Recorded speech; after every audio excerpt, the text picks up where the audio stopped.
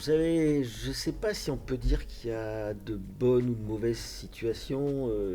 Ce que je peux dire, c'est que, en fait, bah voilà, on a essayé de faire ce qu'on a pu.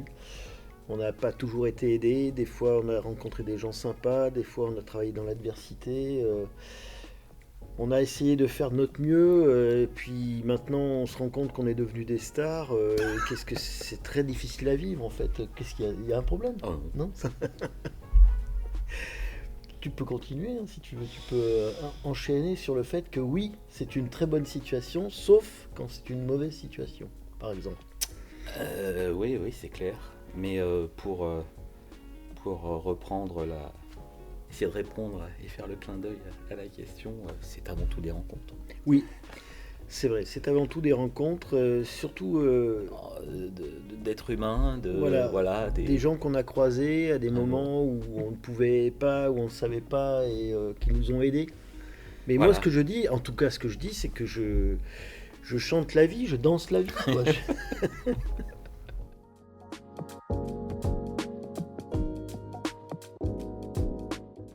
Alors l'origine, bah, étymologiquement, c'est la même racine que frivole. Faribole, c'est plutôt des choses qui n'ont pas beaucoup d'importance, qui sont pas graves, qui sont pas lourdes, qui sont légères, comme tout ce qui a trait à la frivolité. Voilà. Alors c'est plutôt des paroles sans importance ou sans grande conséquence, mais par extension, c'est aussi des objets. C'est donc le message que j'ai voulu envoyer dès le départ pour dire je fais les choses le mieux possible, en m'amusant, en essayant de vous faire plaisir, mais je n'oublie jamais que c'est pas des choses, c'est pas des objets très importants. Voilà. C'était pour dire prenons-nous au sérieux, mais pas trop. Voilà. Et ce qui est très marrant, c'est qu'il y a très très très peu de gens qui connaissent ce mot faribole ou qui croient que je l'ai inventé ou qui n'ont même pas été chercher dans un dictionnaire, voilà, qui se disent.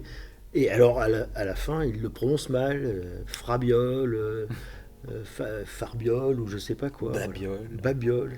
Bah, c'est vrai que c'est plus un mot très utilisé. Ouais. En tout cas, je voulais pas que mon nom personnel apparaisse en premier. Je voulais pas créer un nom avec des initiales ou des machins comme ça. Je voulais surtout pas quelque chose qui fasse entreprise. Voilà. Et on peut pas faire beaucoup pire que Faribol. Voilà. Aussi. J'ai mis production derrière pour faire comprendre qu'on produisait des trucs, mais bon, voilà. Pire, si, on aurait pu faire. Oui, on peut faire pire.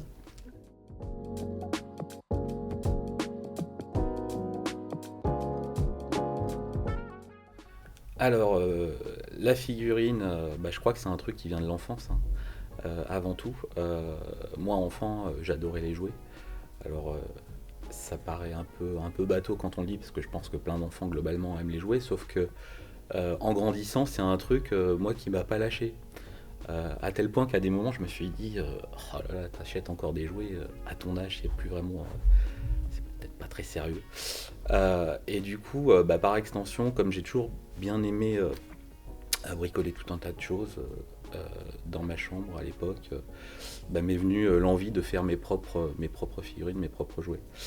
Et également, justement, comment dire, le lien avec la bande dessinée, c'est que je dessinais aussi beaucoup enfant. Alors j'aimais beaucoup les comics et la bande dessinée. Un des premiers personnages que j'ai dessiné enfant, c'était Lucky Luke. Donc voilà, la convergence des deux, de la sculpture, des figurines et de la BD est venue presque naturellement, quoi. Voilà. C'est marrant cette histoire de dessin, parce que moi aussi je dessinais beaucoup. C'est par là qu'on est rentré finalement dans Mm. l'appropriation de la bande dessinée. Euh, je pense comme toi, pour se rendre compte assez vite qu'on n'avait absolument pas le talent de gens comme Uderzo, Gottlieb, Peyo et tous ces gens-là. N'empêche que je pense que c'est quand on faisait ça, quand on dessinait, Mm. qu'on faisait le chemin mentalement, qu'on se préparait à en faire du volume. Peut-être, ouais. On faisait nos gammes sans vraiment le savoir. Et on s'appropriait les formes que sur du papier, mais ça nous a certainement aidé Mm. à en faire de la troisième dimension ensuite, parce que on en avait fait le tour, au sens littéral du terme, même maladroitement. Mm. Alors moi, il y avait un truc en plus, c'est que ça m'a pas quitté. gamin, j'avais un peu cette fascination de posséder une représentation des personnages que j'adorais. Enfin, je sais pas. Pour moi, d'avoir dans un coin de ma chambre une figurine ou un jouet voilà, de ces héros qui me faisaient rêver, bah, pour moi, c'était un peu la continuité du rêve quelque part, d'avoir ça toujours dans mon champ de vision quand j'étais gamin. Et c'est un truc qui m'a pas quitté, cette volonté de faire exister ces personnages que j'aime bien. Voilà. Et là, il y a une grosse différence C'est que entre toi et Pascal, moi. pas du tout. Non, justement, la grosse différence, c'est que moi, ça n'a jamais été pour les avoir dans mon champ de vision ou pour me les approprier. Ça a toujours été pour essayer de les donner aux autres. C'est pas pour dire que je suis généreux là où toi tu ne l'es pas, c'est pour dire que le mouvement, enfin la source de notre motivation, il y a une forme d'accaparement, mais une fois que Ouais. j'ai l'impression, moi, d'avoir terminé le boulot, j'ai beaucoup plus envie de le donner ou de passer à autre chose que de le garder. Alors que j'aurais tendance, moi, à dire à l'inverse, que c'est presque pour moi. Et même encore aujourd'hui sur Faribol, je me surprends à faire des personnages, à me dire, ah ouais, celui-là, je le veux aussi pour moi.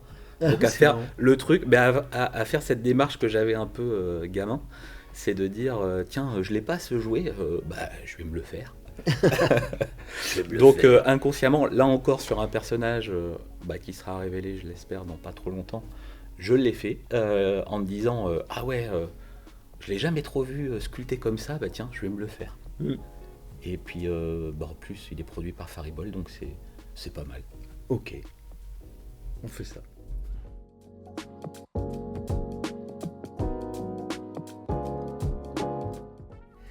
J'ai pas de thème de prédilection. En fait, je dirais que le travail avec une bande dessinée, c'est plus une découverte, une exploration. Et il y a des thèmes que je préfère éventuellement plus que d'autres, mais c'est rare, c'est-à-dire ça dure pas longtemps. Je pense que au contraire, de travailler toujours dans le même thème ou d'essayer toujours d'aller vers ce thème-là, ce serait plutôt un enfermement. Je suis très content au contraire d'avoir pu passer vraiment d'un style de bande dessinée à un autre, d'un style de personnage à un autre. Quand on vient de faire un personnage méchant, c'est très sympa d'arriver à faire un personnage sexy ou drôle. C'est au contraire, non, je n'ai pas de thème de prédilection et je fonctionne pas du tout comme ça. Et j'aurais l'impression même de me redire ou d'essayer de me perfectionner, mais toujours dans une espèce de ligne un petit peu étroite.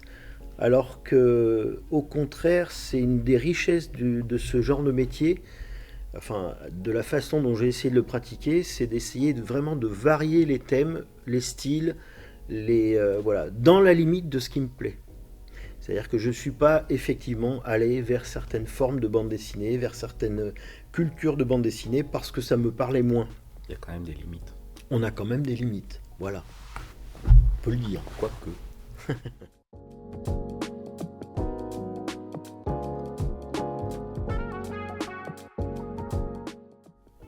Tu commences ou je commence? Ben voilà, voilà, on est incapable de collaborer, Ben voilà. c'est la preuve. Mais comment On ne ça se sait pas, déroule ben voilà, on ne sait tout simplement pas par où commencer. Non, comment ça se passe? Ben, en fait, à partir du moment où on a choisi un personnage, ce qui est Oui, déjà pas simple, oui, hein, on est d'accord. On se demande peut-être naturellement lequel serait le plus... Ouais, je sais pas en fait. c'est une question Difficile. à laquelle on peut répondre difficilement parce que vous le croyez ou non, on est là aussi tout le temps dans la découverte. C'est quand même assez récent. Quand Eric a commencé à travailler chez Faribol, il avait un peu ses licences et moi j'avais un petit peu les miennes, on va dire. Et petit à petit, en se montrant notre travail réciproquement et même presque en intervenant sur le travail de l'autre de temps en temps, on s'est aperçu qu'il y avait une richesse dans cette collaboration. Mais on ne l'a pas formalisé, on l'a pas, comment dire, on n'en a pas fait un processus normalisé, voilà. C'est un peu, Ça se fait assez naturellement en fait. ouais, ça se fait naturellement et spontanément. Hmm. Et parfois, on se dit, tiens, moi, j'aurais bien envie de produire cette partie-là du personnage, ou alors ça peut être un regard que l'autre s'autorise à porter sur le travail du premier. Parfois dur. un regard Hein, dur et sévère. implacable et Ouais. sévère. Et puis aussi, ça peut être aussi dans le fait de chercher une solution pour rendre telle ou telle posture ou accessoire ou je ne sais pas quoi. L'impression de ne pas y arriver et de demander à l'autre comment il pourrait le faire. L'autre n'a aucune solution. Donc on en reste là. On en reste là, on tourne en rond. On Et tourne. Mais c'est pas une on l'a fait collaboration. encore il n'y a pas très longtemps d'ailleurs. Ouais, c'est vrai. Hein. On l'a fait sur un personnage dont on ne pourra pas parler aujourd'hui, c'est dommage. Mm. Mais... Non, mais c'est souvent cette impression-là, c'est-à-dire, si je peux être plus précis, me concernant, c'est quelque chose qui m'a manqué, parce que pendant très longtemps, j'ai travaillé tout seul. Je parle de création. Et donc, un regard extérieur, compétent et critique, ça m'a manqué parce que très souvent, quand on travaille tout seul, mais c'est dans tous les domaines, si on a un regard autocritique, on se dit je ne suis pas satisfait de ce que j'ai fait, mais je n'arrive pas à trouver la solution d'amélioration. Et de travailler à deux, ça apporte au moins ça, c'est-à-dire un regard croisé sur quelque chose en cours. Alors je pense que je dirais strictement la même chose, puisque avant de travailler pour Faribol en tant que sculpteur, j'ai mené des projets de manière solitaire pour des clients, mais j'étais tout seul face à ma sculpture, et c'est aussi ce qui m'a manqué. Quelqu'un qui critique mon travail de compétent. D'ailleurs, on a une phrase avec Pascal, c'est de la... Mais je vais t'expliquer pourquoi. Voilà, exactement. Et ça, comme Pascal, ça m'a manqué en fait. Et c'est quelque chose de toute façon qui va vers, enfin on l'a constaté et il est d'accord avec moi, vers quelque chose de positif, quoi. Le résultat, enfin on trouve vraiment s'en ressent. Et il y a pas d'histoire en plus d'ego mal placé en disant ouais c'est ma sculpture, t'y touches pas. Ouais, voilà, c'est ça. C'est-à-dire que comme derrière, il y je a ne te zéro, permets pas. voilà, il y a zéro compétition, il y a zéro envie de dépasser l'autre ou quoi que ce soit. Simplement l'envie d'apporter quelque chose de plus à un projet en cours. Forcément, c'est un regard critique mais bienveillant, et en tout cas, ça apporte forcément du mieux.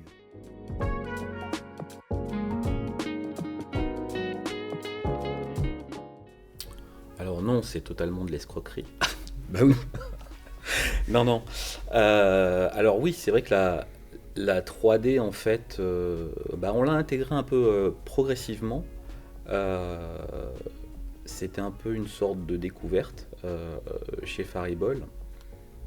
Et donc, il y a eu en fait cette phase, on va dire, d'intégration de l'outil, savoir ce qu'on allait pouvoir faire avec sans trahir, je dirais, l'esprit et l'ADN de Faribol. Et aujourd'hui, je pense qu'on y est arrivé, c'est-à-dire de trouver cette espèce d'utilisation intelligente de l'outil. Quant à savoir si c'est toujours de l'artisanat, alors sans trop rentrer dans les détails techniques, mais moi je pense que c'est pas du tout incompatible. Rien ne change fondamentalement dans la démarche si ce n'est l'outil, c'est-à-dire que concernant la 3D, puisque c'est moi qui m'en occupe, c'est de la sculpture, il y a toujours un être humain derrière, ça se fait pas tout seul. Quand il s'agit de faire exister après les pièces dans le monde réel, il faut les imprimer, je m'en charge aussi, je fais tout de A à Z pour finalement arriver à des pièces que je vais retoucher à la main encore une fois moi-même tout seul, et pour les donner à l'atelier qui va les produire. Donc en somme, le processus ne change pas tant que ça. On reste dans une démarche artisanale. Je ne suis pas là à pondre des fichiers pour les envoyer à une usine qui va les dupliquer à des milliers, voire à des dizaines de milliers d'exemplaires. On reste dans le cocon de Faribol pour la création 3D, en gardant les mêmes objectifs, je dirais, artistiques et esthétiques, en essayant d'être toujours aussi exigeant et de ne pas sombrer dans une certaine facilité par, je dirais, une abondance d'effets superflus. On essaie de garder toujours l'essentiel de la démarche, le personnage, sa posture, le rendu vivant, expressif. Là, effectivement, où la 3D peut apporter un plus, c'est qu'on peut euh, travailler certains détails, certaines courbes euh, de manière effectivement plus précise, plus pointue. Je pense notamment à un personnage qu'on a réalisé assez récemment, le Capitaine Flamme, un personnage extrêmement complexe qui a une sorte de combinaison d'armure avec des formes qui doivent être très tendues, très géométriques. Donc là, c'est vrai que la 3D est complètement dans le sujet pour ce type de personnage, quoi, je dirais. Ouais, c'est vrai. Moi, en tant que vieux, donc je suis incapable d'entrer dans ce genre de terrain de jeu. J'ai jamais eu de réticence à y aller ou à ce que Eric pratique ça. Je l'ai vu d'ailleurs, il faut quand même savoir qu'il s'est auto-formé à partir de zéro jusqu'au niveau qu'il est en train d'atteindre, qui est à mon avis vraiment assez époustouflant. J'ai jamais eu non plus l'impression qu'il fallait contingenter la 3D à certains rendus ou certaines parties d'une figurine ou autre, parce que j'ai toujours vu la façon dont Eric travaillait, qui vient, lui, au départ de la sculpture physique traditionnelle. Je ne l'ai pas vu changer de façon de faire. Et j'ai vu émerger quelque chose de vachement intéressant. Justement, on parlait de collaboration tout à l'heure, ou de participation à une même création.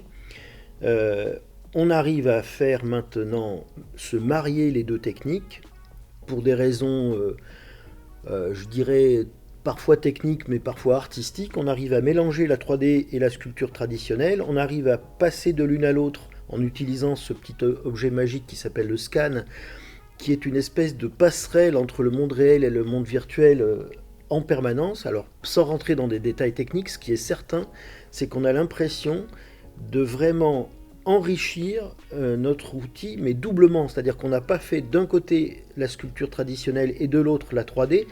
On fait du mix en permanence, toujours avec la même exigence et le même but de rendre au mieux le personnage dont on s'inspire. Mais on a l'impression d'avoir énormément étendu notre terrain de jeu. Et en y faisant gagner la fidélité au modèle, la qualité, la précision, et même aussi dans des questions techniques sur les qualités d'assemblage et de trucs comme ça. Et pour tous ceux qui croient que la création 3D c'est plus facile que la création à la main, c'est une grave erreur. C'est-à-dire que si on veut faire quelque chose de foireux ou de raté, on y arrive très très bien avec un ordinateur, on y arrive très bien avec une spatule, franchement, c'est faisable. Si on veut faire quelque chose de complexe, exigeant, fidèle, vivant, c'est aussi difficile à la main qu'avec un ordinateur, vraiment. Et c'est voilà. Après, demandez à un romancier qui, s'il écrit avec un crayon ou avec un traitement de texte, et voyez si ça apporte un jugement pertinent sur la qualité de ses romans. À mon avis, ça n'a aucun rapport. C'est où le mec est inventif et intelligent et marrant et voilà, et qu'il ait un traitement de texte ou un crayon, c'est à peu près pareil. En tout cas, souvent quand on me pose cette question, les gens ne le disent pas forcément, mais il y a cette inquiétude de voir peut-être abandonner la sculpture à la main. Là, au sein de Faribol, je pense qu'il n'en a jamais été question. C'est-à-dire que ça n'a jamais été un outil vu comme un remplacement. Quand on fait de la sculpture, on a toujours envie de toucher les choses avec ses mains, toujours envie de tailler, de modeler. Là encore récemment, on a fait un personnage, là on peut en parler puisqu'on l'avait commencé aux portes ouvertes, c'est Shere Khan. Pour moi, il n'était pas question, je n'envisageais pas de le commencer, en tout cas de manière numérique. J'avais envie de le faire à la main. Et je crois que là, moi faisant de la 3D, j'ai toujours envie de faire de la sculpture à la main. Mais justement de profiter de cet outil supplémentaire pour marier les deux. Quitte à commencer une sculpture à la main et la terminer en 3D pour ce qui est découpe, finition. Je l'ai déjà fait sur une pièce que des gens ont pu voir, c'était Assurance Tourix. C'est-à-dire que j'ai commencé à le faire en plastiline. On l'a scanné et je l'ai terminé en numérique. Et ce qui était intéressant, je trouve, c'est qu'il y avait l'influx de départ, c'était la plastiline, un peu comme une esquisse de dessin faite à la main. Et pour tout ce qui est assemblage, finition, voilà, j'ai fait ça en 3D, numériquement, qui, pour un résultat final, en tout cas moi j'ai pas eu l'impression d'avoir perdu quelque chose par rapport à ce que j'avais commencé à la main. Je sais pas ce que tu en penses. Je suis tout à fait d'accord. Et pour finir sur ce petit chapitre particulièrement intéressant, vous avez ici radicalement l'inverse. Une structure, une posture de personnage qui a été créée à l'écran et qui a été ensuite habillée donc créée à l'écran par Eric et habillée par moi en sculpture traditionnelle. Donc la preuve en est sur ces deux personnages qu'on vient de citer, qu'on est parti de deux départs opposés, qu'on a croisé les deux techniques, qu'on est arrivé l'une a été finie à l'ordinateur, celle-là a été finie manuellement, et ce sont deux créations dont on est assez content, finalement. Après, j'espère que les gens partagent cet avis.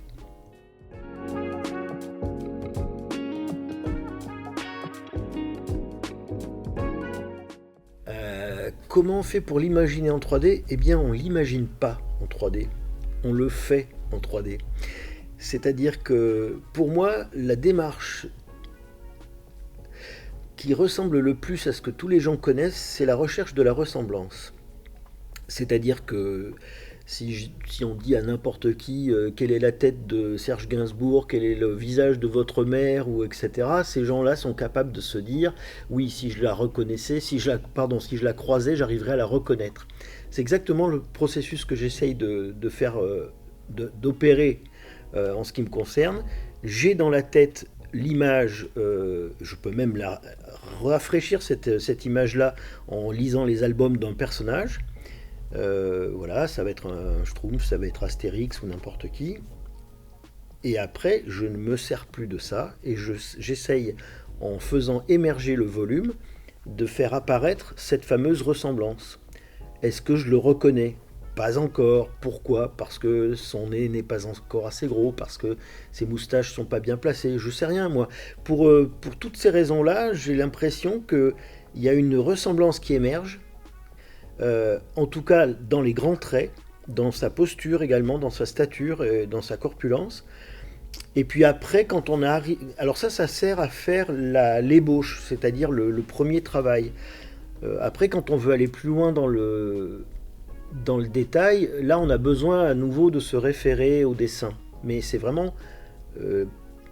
pour des parties plus petites, pour des détails moins importants.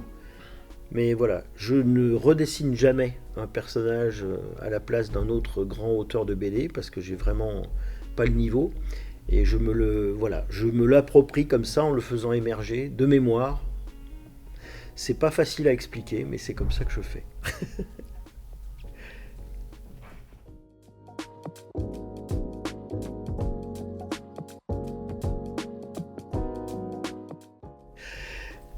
Pourquoi les yeux fermés ? C'est tout simple. Alors c'est surtout vrai pour la bande dessinée, les bandes dessinées de Uderzo. Il suffit d'ouvrir les pages des albums. Très très très très très souvent, ils ont les yeux fermés quand ils sont dans des expressions, de contentement, de fierté, de mépris, quand ils parlent, Et quand ils ont les yeux ouverts, c'est plutôt parce qu'ils ont les yeux exorbités par la colère, par la peur, ou des choses comme ça. Donc quand on fait un personnage comme Astérix, par exemple, qui est posé comme ça, campé, plutôt fier de lui, plutôt sûr de sa force, enfin je sais pas, voilà, c'est ce que j'ai essayé de transcrire. Imaginez-le avec les yeux ouverts. On aura l'impression qu'il est halluciné, qu'il regarde au loin, qu'il a un regard vide, parce que ça n'est pas comme ça qu'Uderzo dessinait ses personnages. Et parfois, parce que cette remarque a été faite assez souvent, j'ai eu la tentation de le faire, c'est-à-dire de leur ouvrir les yeux. Et pour montrer aux gens à quel point c'était hors sujet, c'est-à-dire que ce n'est pas du tout le style de dessin c'est un peu vrai pour Maurice, pour Lucky Luke. C'est moins vrai pour les Schtroumpfs. Les Schtroumpfs sont des petits personnages rigolos, voilà, et beaucoup plus de choses passent à travers leurs yeux. Mais là, le Schtroumpf à lunettes, il est en train de déclamer je sais pas quoi, de balancer un texte qui va gonfler tout le village ou de faire de lancer une grande sentence bien de haut comme ça, il a les yeux fermés. L'autre est déterminé par Voilà. contre à le faire taire. Et c'est pas parce que je sais Donc- pas sculpter les yeux ouverts. Je sais les faire, les yeux ouverts. Mais tiens, notre ami. Bon, il y a eu un Astérix là qui avait les yeux ouverts, qui était en pleine course avec Obélix. Mais là, il Exactement. avait une trajectoire, Oui, un objectif, donc il a gardé droit devant lui. oui, oui, tout à fait. Lui, là, il a un regard expressif, hautain, je dirais presque méprisant. Euh, il pourrait très bien avoir les yeux fermés, mais c'est pas comme ça qu'il a été dessiné. J'ai reproduit le dessin. Voilà.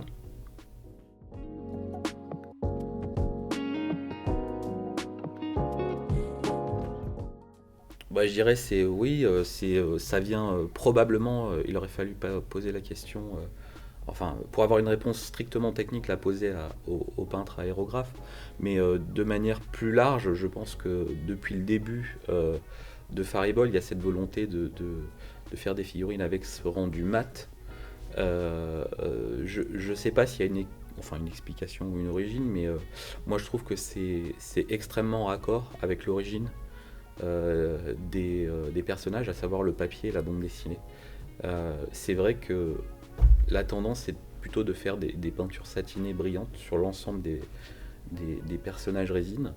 Là, je trouve que le rendu mat est plus cohérent, plus élégant aussi d'une certaine manière, accroche mieux la lumière, laisse mieux apparaître les volumes. Et donc c'est vrai que c'est un peu une des caractéristiques des Faribol. Et alors je dis pas que de temps en temps il n'y a pas des exceptions. Le crochet en est une. C'est-à-dire que là pour le coup il y a un peu un mix des deux, de ce rendu mat et satiné pour certaines parties comme les cheveux ou les chaussures. Encore très récemment, le Capitaine Flamme, on a fait aussi ce mélange parce que là, pour le coup, il n'y avait pas de. Ça aurait été hors sujet, je pense, de faire par exemple le plastron du Capitaine Flamme avec ce fameux rendu mat et poudré, comme les gens l'appellent. Là, on s'attend plutôt à voir quelque chose qui ressemble à une carrosserie. Donc, on sait aussi, mélanger les deux pour rester cohérent par rapport aux personnages. Mais c'est vrai que pour les personnages de bande dessinée, le rendu mat, on aurait pu aussi se dire pourquoi ne pas faire le casque d'Astérix qu'on imagine en métal, brillant, métallique. Non, dans la BD il est gris. Donc pour nous c'est beaucoup plus cohérent de le faire gris comme la bande dessinée. Voilà. De donner cette impression que le personnage sort du papier. C'est exactement ça. Je n'ai pas dit trop de bêtises, ça va. Non, non, pour une fois, ça va, c'est à peu près cohérent. C'est pas très compréhensible, mais c'est à peu près Non, cohérent ah bon ce que tu as dit, oui, ça va. Non, je dirais que ça fait partie des deux, trois grands principes que j'avais posés tout à fait au début quand j'ai commencé à créer des figurines Faribol. Euh, Par comparaison avec ce qu'il y avait déjà sur le marché, je voulais apporter cette différence-là au moins, c'est-à-dire la peinture mate. Comme tu l'as dit, c'était pour que ça sorte de la BD. Et puis aussi parce que ça... Voilà, on a déjà de la forme, c'est-à-dire le volume, on a les ombres et les lumières, on a les contours, on a les couleurs. Ça sert à rien de rajouter du reflet, parce que le reflet perturbe le regard, à mon avis. Quand ça brille, ça devient moins facile à apprécier. Et voilà. Et puis après, je pense que c'est quelque chose qui nous différencie depuis le début, effectivement, que les gens ont remarqué et on est content qu'ils l'aient vu.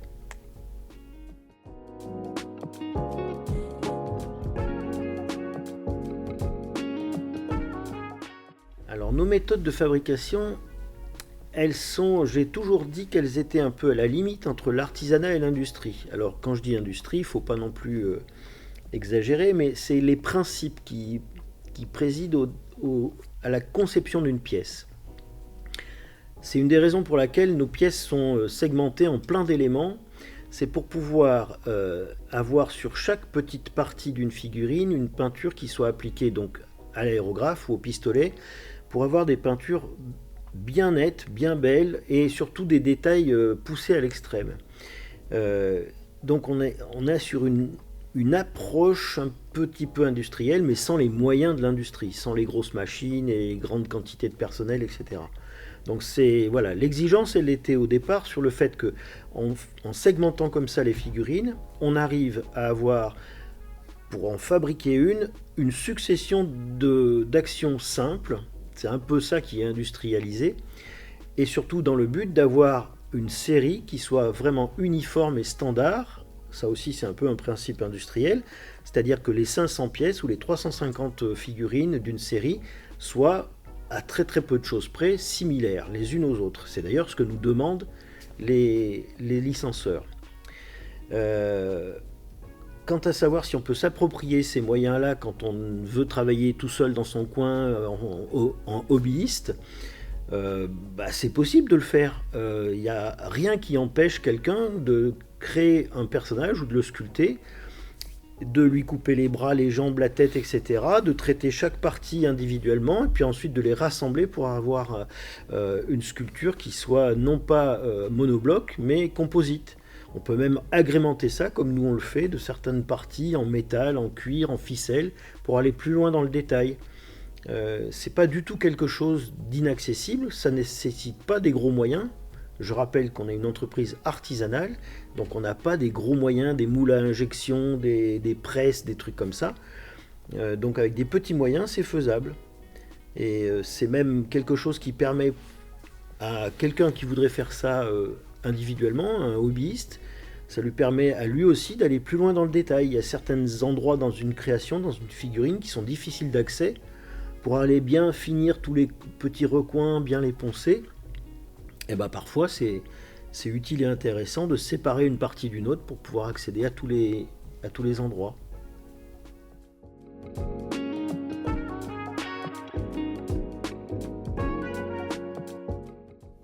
En fait, j'ai plein de souvenirs de figurines qui ont, pour une raison ou une autre, été complexes à réaliser. Ça peut être des figurines ou des scènes avec plusieurs personnages, comme j'ai pu en faire pour la licence Moulinsart. Ça peut être des personnages où il y avait une vraie complexité technique, où l'on avait besoin d'amener des parties qu'on ne savait pas fabriquer nous-mêmes, comme par exemple les ressorts de la fusée du Cosmo-Schtroumpf.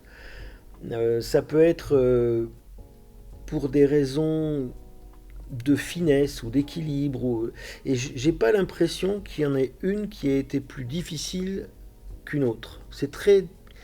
Alors, d'abord parce que je réfléchis pas comme ça, parce que je fais pas de classement, et aussi parce que je les prends l'une après l'autre, successivement, et que je peux vous garantir que chaque nouvelle figurine, quel que soit le personnage, quel que soit le projet, se débrouille pour nous poser des problèmes techniques inattendus et qu'il va falloir résoudre.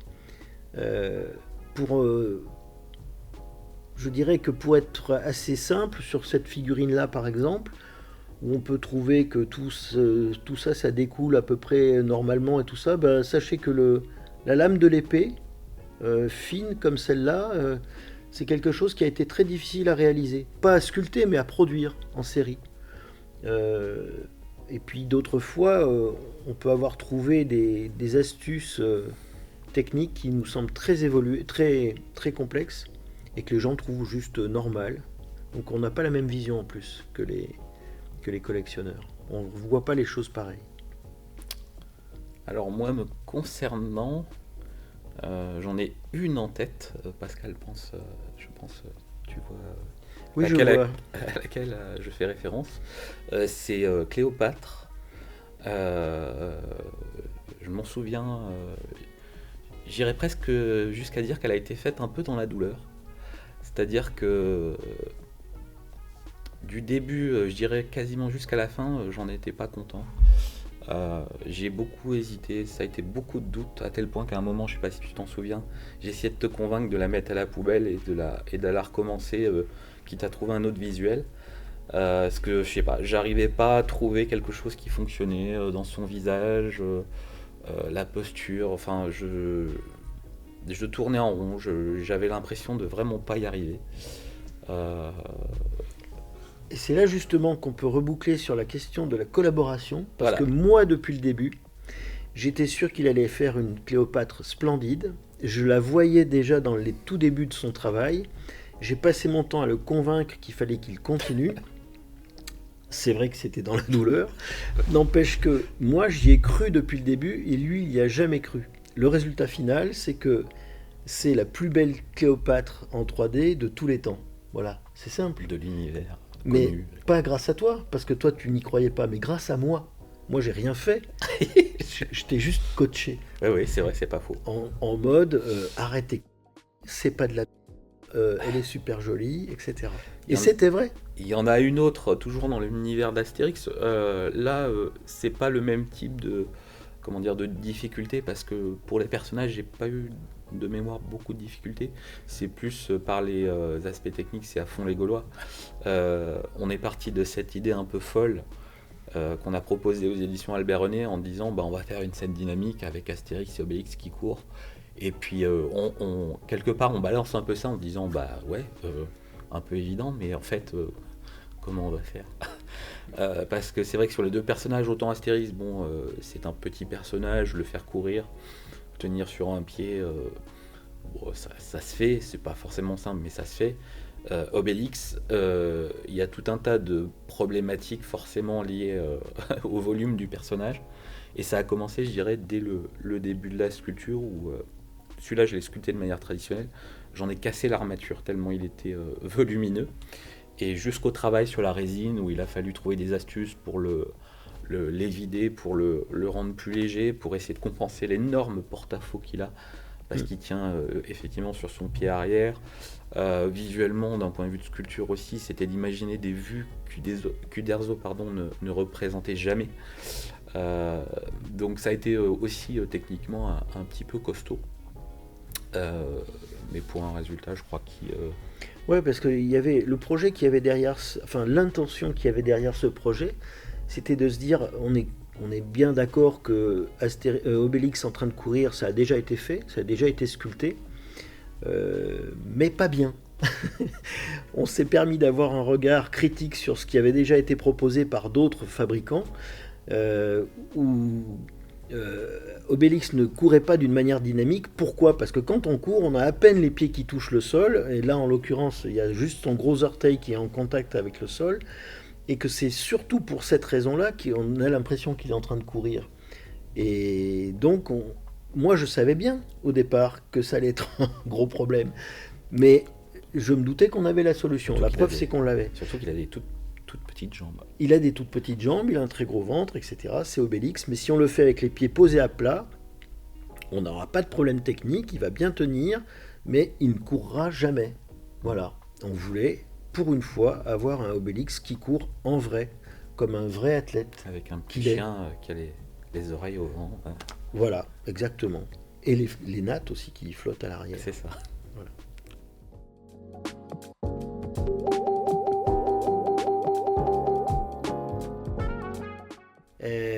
J'ai très souvent eu des questions de ce style-là, c'est-à-dire une myriade de propositions, des gens qui ont déniché au fin fond de la page numéro 14 un personnage qui leur a plu, ou alors des gens qui se disent chez Faribol ce personnage-là ce serait chouette. Alors tout d'abord, je vais décevoir tout le monde, il n'y a aucune réponse que je vais apporter là aujourd'hui à toutes ces questions-là. On n'a aucune envie de dévoiler nos plans pour deux raisons. D'abord parce que on aime bien créer un petit peu la surprise, et ensuite parce que nous-mêmes on n'a pas la réponse.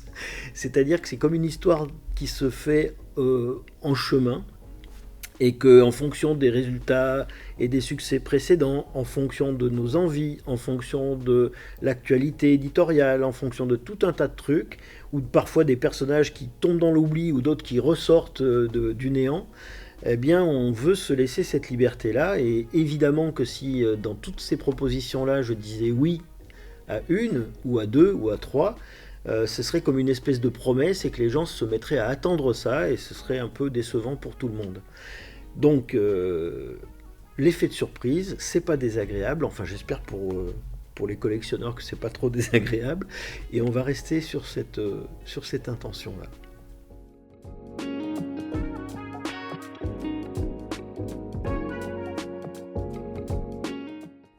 On n'a jamais voulu aller dans ces directions-là, pour des raisons techniques, pour des raisons de cohérence de gamme, pour des raisons d'image de marque, etc.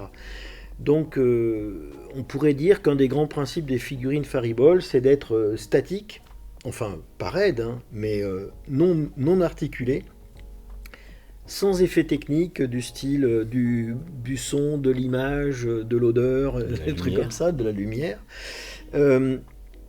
pour essayer de faire quelque chose qui essaye d'être simple et efficace, c'est-à-dire un minimum de moyens pour un maximum d'effets. Mais ça m'a vraiment tenté quand j'ai fait le Gaffophone, il n'y a pas si longtemps, vu que le Gaffophone est creux et que personne n'a jamais vraiment entendu le son que ça avait. J'avais pensé à un moment mettre une petite puce sonore à l'intérieur pour essayer d'en faire sortir un son le plus laid et le plus ridicule possible pour être vraiment en cohérence avec le Gaffophone. Et puis très vite je me suis rendu compte que c'était plus une envie personnelle, un gag un peu idiot plutôt qu'une vraie intention artistique. Donc voilà, pas d'articulation, pas de son, pas de lumière, et puis voilà, faisons avec nos moyens, c'est pas si mal quoi. Pas de chocolat. Ah, pas de chocolat, non, parce que là, pour le coup, on rentre dans un autre domaine. Il y a des domaines dans lesquels j'ai jamais voulu aller. Le domaine du jouet, parce que j'ai toujours pensé qu'il y avait énormément de réglementations à respecter, et puis qu'en plus, on ne pouvait pas faire des jouets de prestige ou de haut de gamme. Le jouet, c'est forcément quelque chose un accès populaire. On a la prétention d'être dans une forme de haut de gamme, donc voilà, on n'y va pas. Et tout ce qui est alimentaire, alors là, surtout pour les mêmes raisons, on n'ira jamais. On ne veut pas se retrouver avec ce genre de réglementation sur la tête. On a beau avoir des bras, il n'y a quand même pas de chocolat. Il n'y aura toujours pas de chocolat.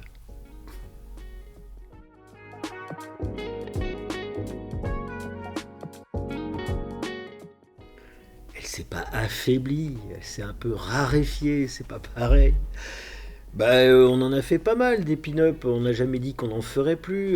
Il y a eu d'autres dans l'histoire de Faribault, d'autres périodes de creux. Et puis, en fait, on parle là d'un thème, le thème figurine sexy, féminine, voilà. J'ai bien noté que plein de gens étaient sensibles à ces arguments-là, plutôt qu'à des méchants ou des schtroumpfs ou des guerriers gaulois. Il y a des gens qui aiment bien ce genre de thème. Alors oui, on peut admettre qu'on a un peu récemment délaissé ce thème-là. La pin-up numéro 7, elle n'est pas si ancienne que ça. 1 an, 2 ans. Ouais, pas beaucoup plus. Et puis c'est pas du tout quelque chose qu'on a laissé tomber. Et si des gens ont pensé que Manara, la petite héroïne de Manara, faisait partie de cette catégorie, il y en a d'autres qui ont considéré que la fée Clochette en faisait partie également, ou la tigresse blanche de Conrad. Donc voilà, c'est des personnages féminins, oui, effectivement, mais on en fera d'autres. Oui.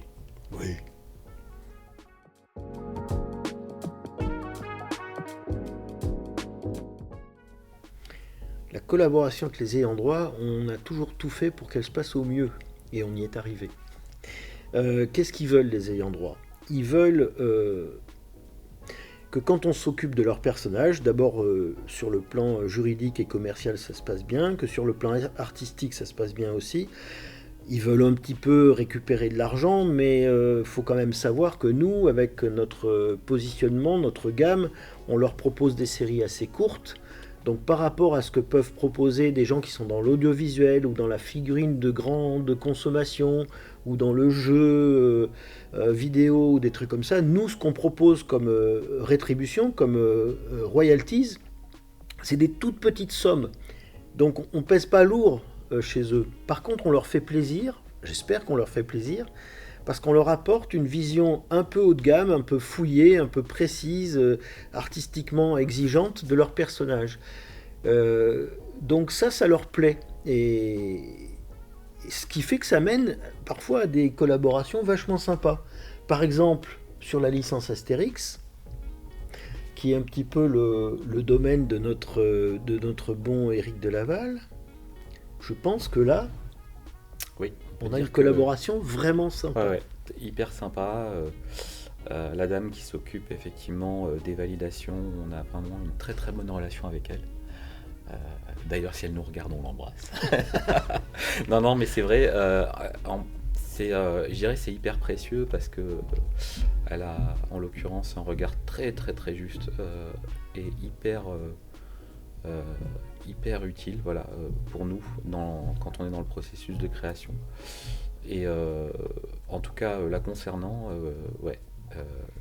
Si les figurines Astérix sont comme elles sont, elle n'y est pas étrangère.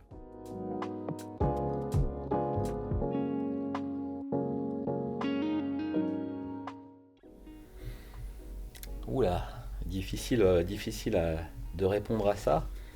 En tout cas, s'il l'avait fait, si ça avait été possible, ça aurait été quand même assez cool. Non, c'est très très difficile, d'autant qu'en plus Hergé nous a quittés il y a très très longtemps, à une époque où il y avait... Enfin, je crois que ce marché-là n'existait même pas. Il y avait eu avec Nat Nogent, des sculptures de Tintin, ouais. mais il n'a pas connu cette... Le marché était vraiment naissant à cette époque-là. Ouais, Il n'y avait pas cette voire embryonnaire. structuration. Voilà, exactement. On peut dire aussi qu'on a beaucoup travaillé avec des auteurs de BD qui sont disparus, malheureusement.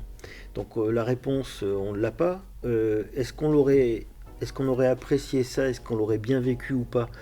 Moi, j'ai l'impression que parfois, des auteurs de BD ont intégré dans leur communication, on va dire ça comme ça, des créations ou des produits dérivés pour des raisons commerciales aussi. Ils l'ont fait pour des raisons de communication, pour faire la promotion d'un album, pour aller avec la création d'un parc ou d'un machin, voilà. La vraie validation ou la vraie chose qui nous a manqué à tous les deux, c'est la collaboration réelle avec des auteurs, des grands auteurs de bande dessinée. Ça, c'est parce que, voilà, à notre époque, ils sont tous décédés, les grands. Mais les grands classiques, mais il y a des grands auteurs de bande dessinée actuels.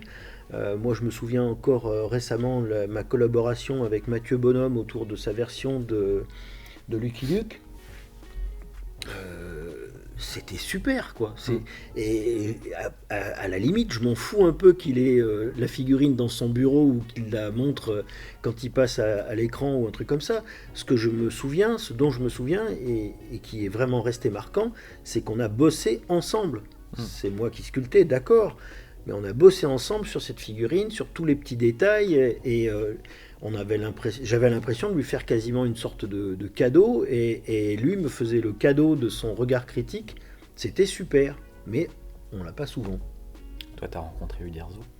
J'ai rencontré Uderzo, mais sur la fin de sa carrière, enfin non, de sa vie, mais pas de sa carrière, il avait lâché le personnage depuis pas mal de temps.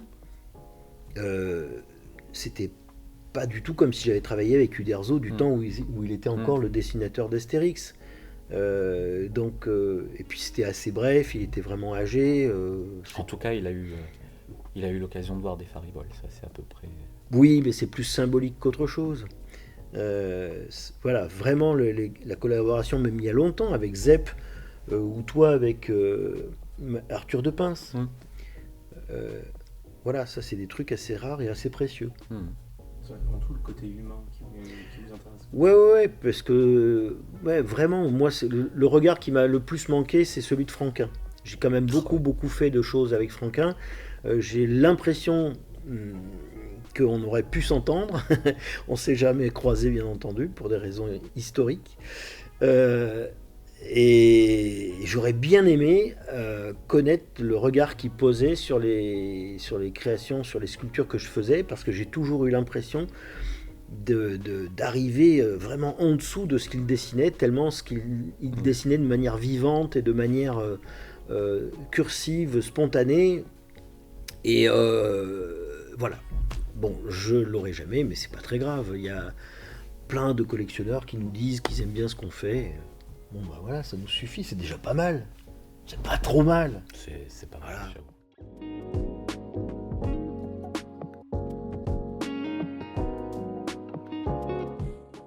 Ah mais moi j'ai toujours voulu créer des figurines Astérix depuis le début. Sauf que j'avais pas le droit puisque la licence était exploitée par un autre fabricant. Donc j'ai fait le pied de grue devant les éditions Albert René, j'ai attendu. Je crois que j'ai attendu, ouais, j'ai patienté à peu près 10 ans que la possibilité soit offerte. Et donc voilà, c'est quelque chose que j'avais, une licence à laquelle j'avais pas accès.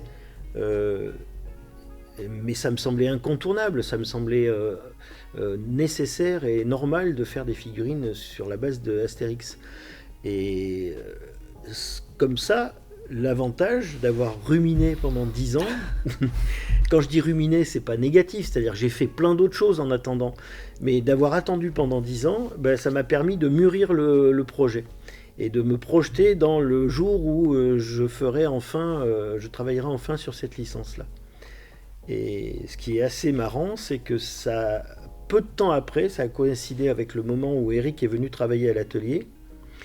Et je ne sais pas pourquoi, assez spontanément, je lui ai transmis la possibilité de travailler dessus, sur cette licence-là. Pourquoi t'as fait ça, Mais oui, pourquoi j'ai fait ça? Bah, Bon, un moment ça d'égarement. arrive. Bah, Ouais, bon, bref, je l'ai fait. En fait, ça rejoint un peu le truc qu'on disait tout à fait au début, cette envie d'offrir quelque chose. Je me présente pas comme quelqu'un de particulièrement généreux, mais j'aime bien offrir des trucs aux gens. Et j'ai vraiment le souvenir d'avoir offert la licence Astérix à Eric, d'abord parce que j'étais persuadé qu'il en ferait quelque chose de bien, et ensuite parce que ça me faisait plaisir de le voir se débattre avec ce personnage-là, enfin avec cette galerie de personnages, et de voir ce qu'il allait en faire. Voilà. Et le résultat final, c'est que c'est pas trop pourri ce qu'il fait dessus. Moi de mon côté, donc plaisir d'offrir, joie de recevoir. Non, mais enfin voilà, je crois que j'ai pas besoin de le dire, que pour moi c'est énorme de travailler cette licence Astérix. C'est une BD qui est mythique, moi, qui a accompagné mon enfance. C'est un univers qui est génial, qui est ultra riche, un dessin, voilà. Uderzo, c'est un des grands maîtres quand même de la bande dessinée. La collaboration avec les éditions Albert René est vraiment excellente. Le retour des collectionneurs aussi est quand même aussi Oui. plutôt bon. Donc voilà, c'est que du bonheur Astérix, vraiment.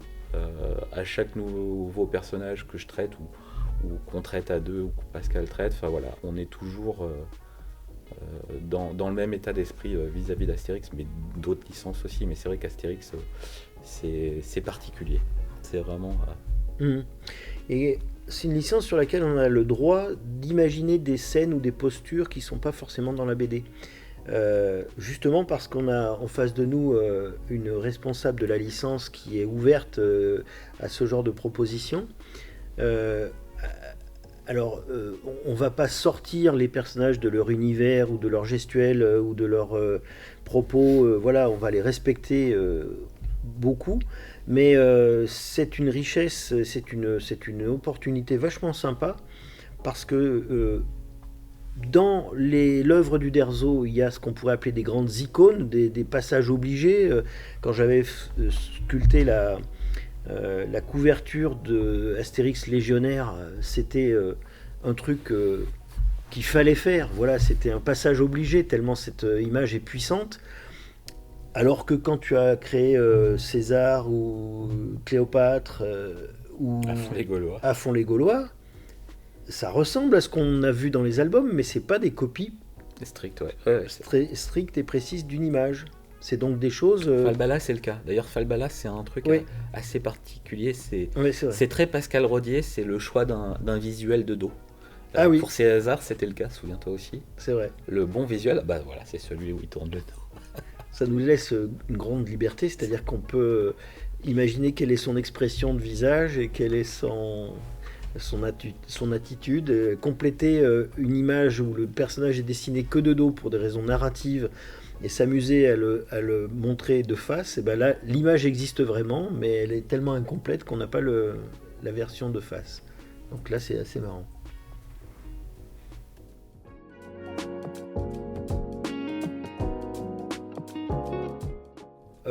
Merci déjà de considérer que les pièces étaient superbes. C'est vrai que c'est une licence sur laquelle j'ai adoré travailler, dans des conditions radicalement différentes de celles artistiquement de celles d'Astérix, justement, c'est-à-dire que là, le cahier des charges, c'était de considérer les dessins d'Hergé comme des plans, donc de s'en écarter le moins possible, d'avoir quelque chose d'une interprétation hyper rigoureuse, sans apporter quoi que ce soit de différent de ce qu'il y avait déjà dans le visuel. Donc voilà, c'est un exercice de création qui, par son exigence, était très très très intéressant et très complémentaire de ce que je pouvais faire sur d'autres licences. Pourquoi ils ont arrêté ? Tout ce que je peux dire, c'est que ça s'est passé simultanément avec le fait que j'ai vendu mon entreprise à Abyss. Je pense absolument pas qu'il y ait un lien de cause à effet. Je pense que c'est plutôt leur histoire à eux qui a un peu divergé.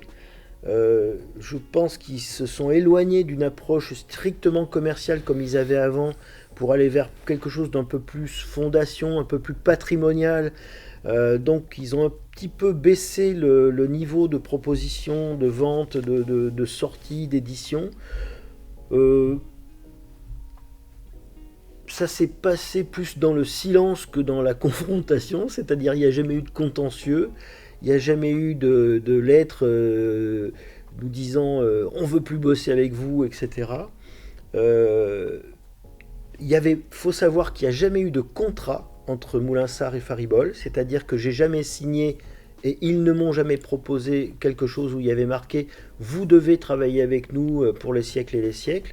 Ça a toujours été des commandes ponctuelles qui se sont passées à leur initiative. Ça s'est succédé pendant une quinzaine d'années. Et puis voilà, ça s'est arrêté mais sans heurts. Voilà.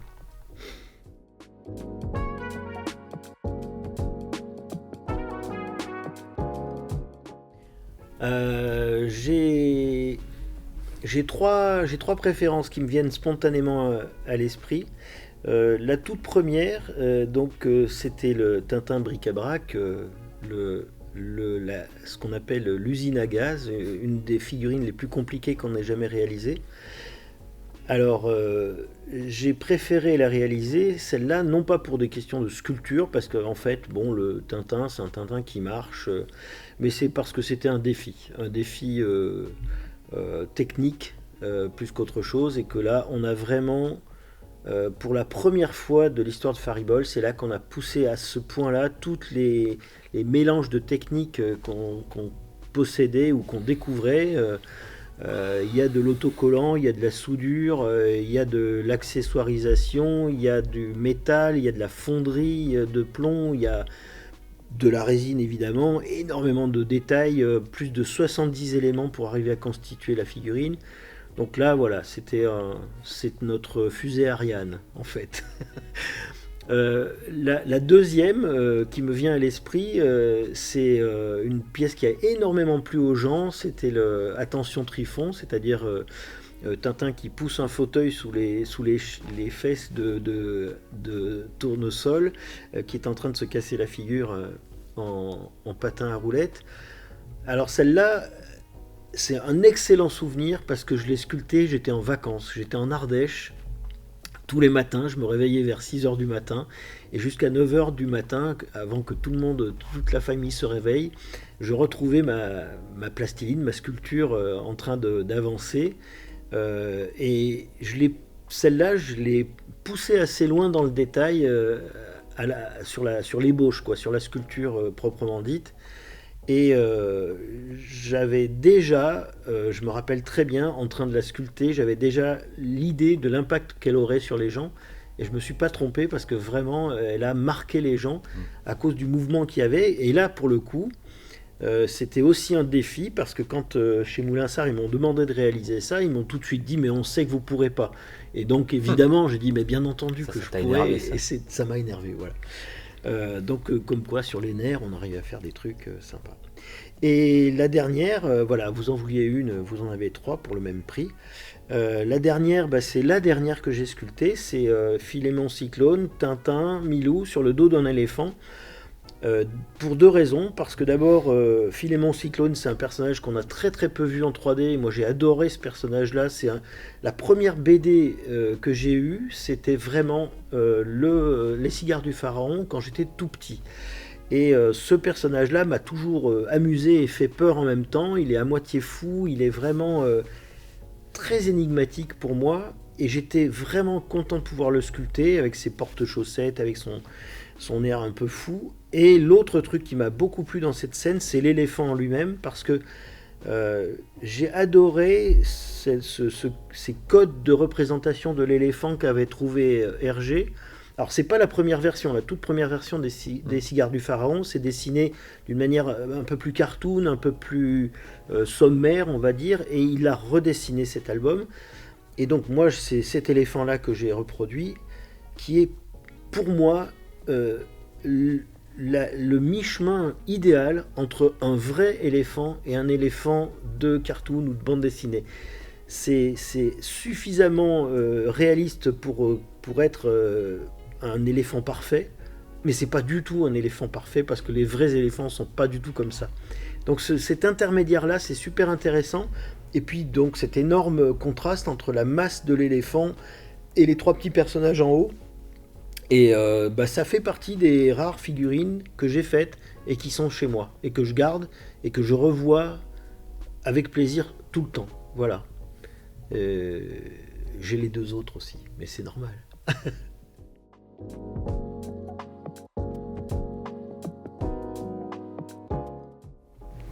On a dit qu'on répondait pas. On disait non, oui. Mais non. Mais si. Oui, mais non, mais si. Si, c'est quelque chose. Enfin, en tout cas, moi j'en ai envie, sans préciser forcément quel personnage et quelle licence. Mais oui, forcément, quelqu'un de ma génération, je dirais pas mon âge, mais j'ai été bercé par ces univers-là, ces licences-là. Donc, bien évidemment que j'ai envie de les faire.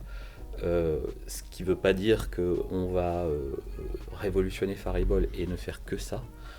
Mais oui, j'ai envie de travailler sur ces personnages-là, la Japanimation, le comics aussi, j'aimerais bien. Donc voilà, c'est quelque chose, oui. En tout cas, moi j'en ai envie.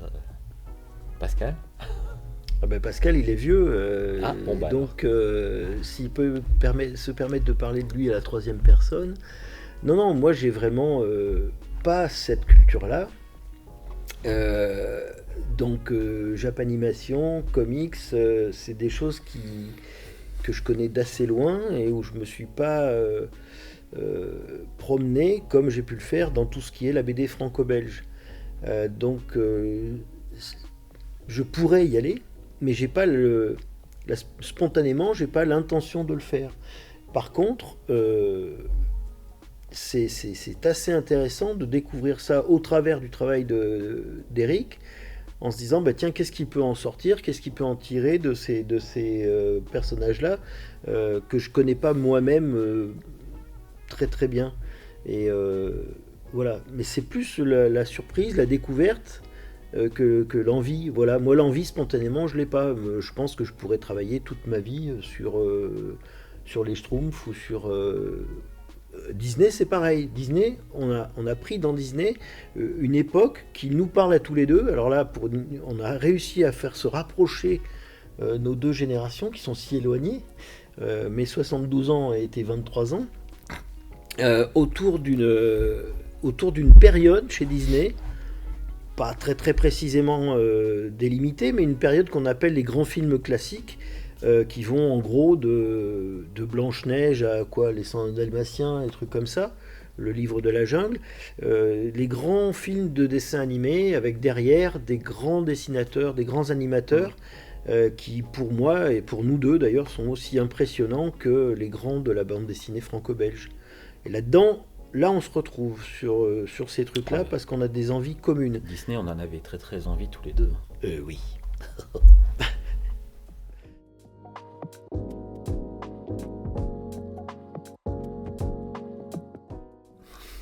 J'ai pas de réponse à ça.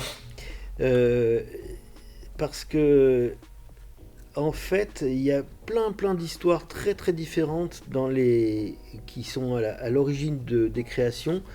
Quand j'ai travaillé sur Horus et Bastet, j'étais hyper fier de pouvoir travailler avec Enki Bilal et de pouvoir aller chez lui et lui montrer ce que je faisais. À la même époque, je faisais à peu près la même chose avec Jacques Tardy sur Nestor Burma. J'étais à un niveau de fierté stratosphérique. Mais là, c'était plus sur la collaboration. Ça m'a fait pareil avec Blueberry et Jean Giraud. Je me disais, mais c'est pas possible, je vais chez Jean Giraud, je travaille sur Blueberry.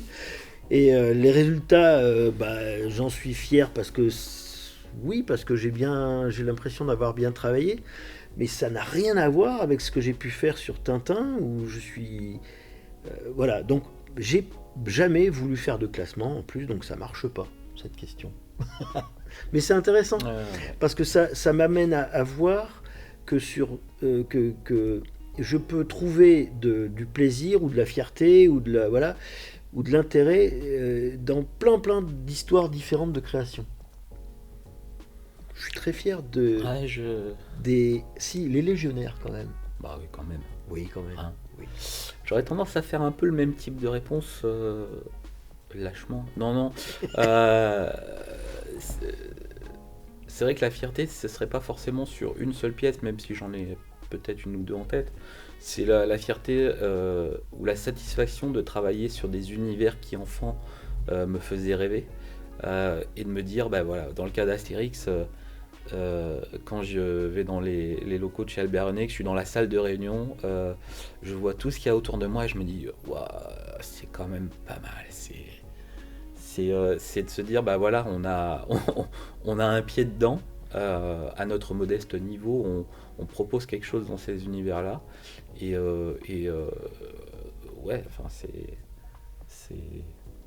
C'est le kiff, quoi. Voilà, quoi. Voilà, bon. Après, si on le focalise sur des pièces en particulier, je parlais tout à l'heure d'À fond les Gaulois. C'est vrai que je suis pas trop mécontent du résultat. Mais il y en a peut-être d'autres. C'est très difficile. Mais voilà, c'est plus d'une manière générale la fierté ou la satisfaction ou la joie de travailler sur ces univers. Celle-ci, par exemple, j'y ai très très très peu participé. Je suis hyper fier. T'es fier de mon travail? Je suis fier de toi. Non, mais je suis hyper fier de l'avoir comme ça et de l'avoir existé chez Faribault, de voir Disney chez Faribault. Voilà, encore un univers qui me faisait rêver, gamin, qui me fait toujours rêver, et de voir qu'on met les mains dedans et qu'on y participe, comme tu dis, c'est un kiff. Cela dit, il y a une vraie question qu'on ne nous pose pas. Oui, c'est laquelle? Quelle est la figurine dont vous avez le plus honte? Là, je te laisse répondre. Ah oui, ça.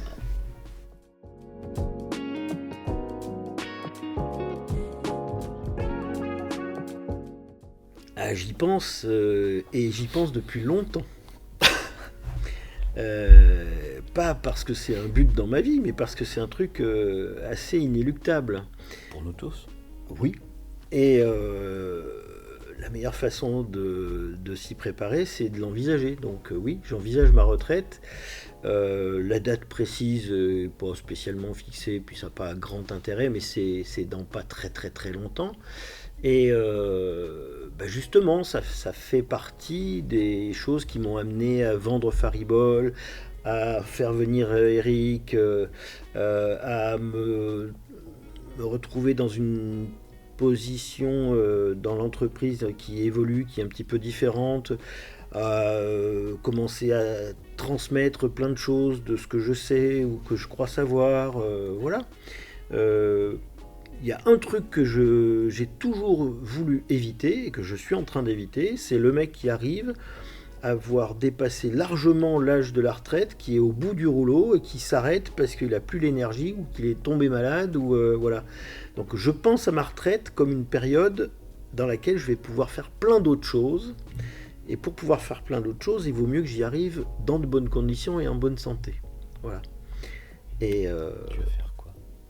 mais ça te regarde pas. Je vais faire des tas de trucs. Tu seras surpris.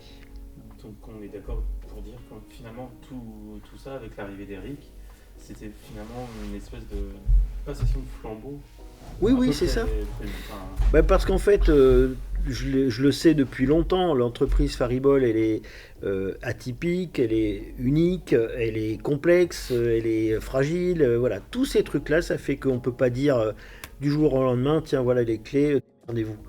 Et par respect pour ceux que j'ai construits et pour tous les gens qui sont dedans et pour les gens qui suivent les produits depuis parfois une trentaine d'années, il est indispensable d'envisager la retraite et de la préparer, et de l'organiser et surtout pas de lui tourner le dos. Quant à moi, je l'envisage pas parce que j'en aurai pas. Voilà, comme ça au moins, voilà. Tu n'en auras pas parce que tu ne la mérites pas. Oui, aussi. Et toi, Eric, comment tu te sens prêt justement à prendre la relève Ah, mais je me sens absolument pas prêt. Non, il est pas prêt. J'ai jamais été d'ailleurs. Non, je l'ai jamais vraiment envisagé comme ça en fait. Après, je suis quelqu'un moi qui a tendance à vivre un peu au jour le jour, et j'ai toujours eu un peu de mal plutôt à me projeter dans l'avenir. Maintenant, c'est vrai que voilà, le temps passe et effectivement, comme l'a dit Pascal,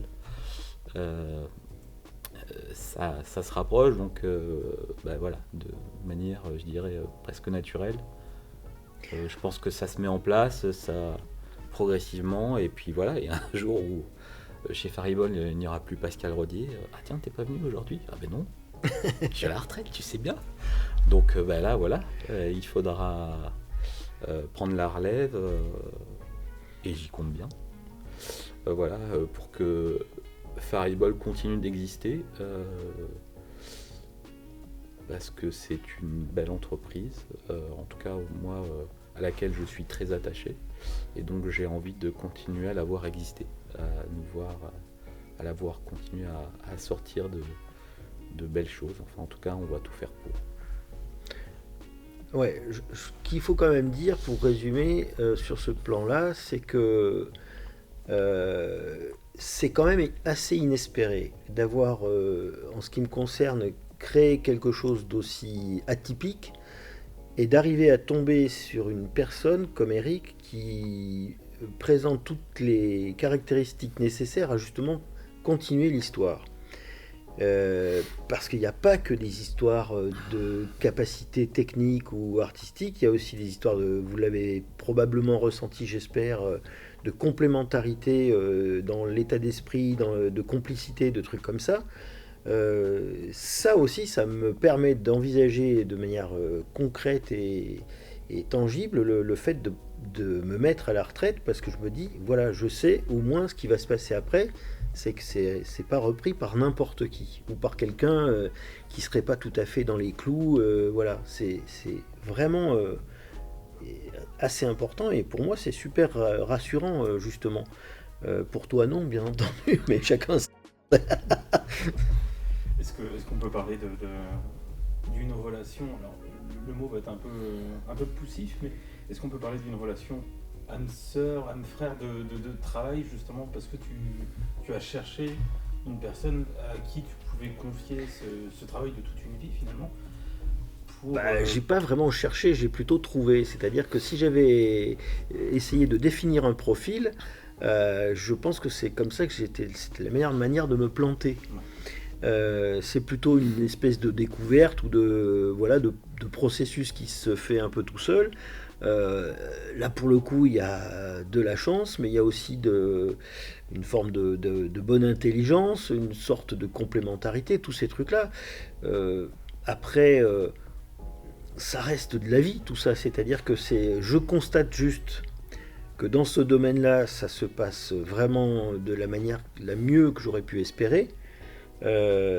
Et je prends le truc et puis j'essaye de le faire le mieux possible et d'accompagner ce processus. Par contre, si tu me demandes d'élaborer une fiche de recrutement pour définir le profil dont j'ai besoin pour prendre ma succession à la tête de Faribol, j'en suis incapable, ça marche pas comme ça. C'est vraiment... je dirais que c'est avant tout des rencontres. Oui, j'allais dire, ça reboucle avec la première. Tu vois, des rencontres, et puis la vie, on chante la vie. Oui, hein. c'est ça. Voilà. Ouais, donc ouais. la boucle est bouclée. C'est aussi des gens que j'ai rencontrés à un moment où je ne pouvais pas, où je ne savais pas, mais bon...